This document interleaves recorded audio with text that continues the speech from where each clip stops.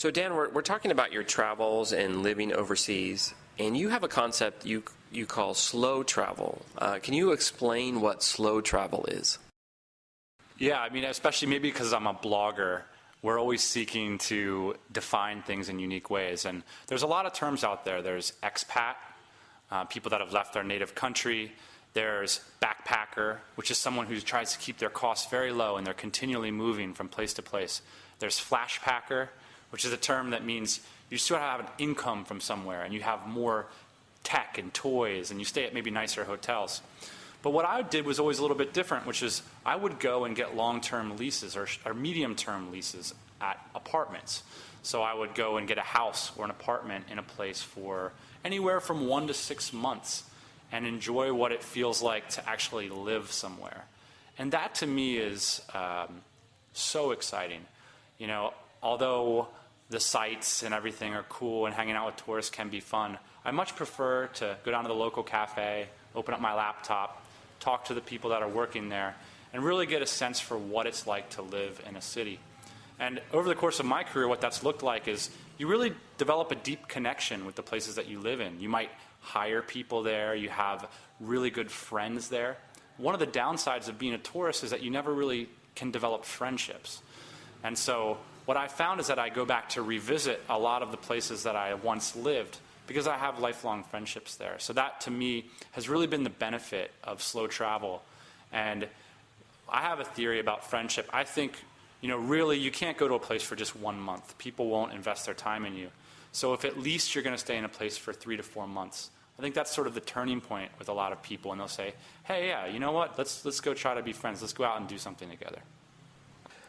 So Dan, you're talking about slow travel, and you're saying that basically you go and just live in a place. And you know, I think a lot of people would be really hesitant to do that. I mean, that sounds exciting, but it's like a really big step. How would you convince somebody to do this type of lifestyle? Well, the first thing is to get connected on the blogosphere with a lot of other people who are doing it, because I think that once you see other people doing it, the mystery comes away and you realize, hey, this is something that I could do. This is achievable for me. I call that like a precedent case analysis. If you can see some other guys doing it and you can relate with them, not such a big deal anymore. The next thing is, like, I always try to go somewhere where I have a project. I think that's a great way to really get engaged, because it's so easy just to go to a place, get a short-term apartment, and then go to Starbucks, and then that could just be your life. Whereas, you know, when we came here to Bali, we decided that we're going to set up a house and we're going to invite interns over and we're going to meet entrepreneurs from all around the world. And that's why we're going to Bali, because Bali is a place that everybody wants to go. If you mention Bali to somebody, they're like, I would love to go to Bali someday. And that's great for meeting people, so that's why we came here.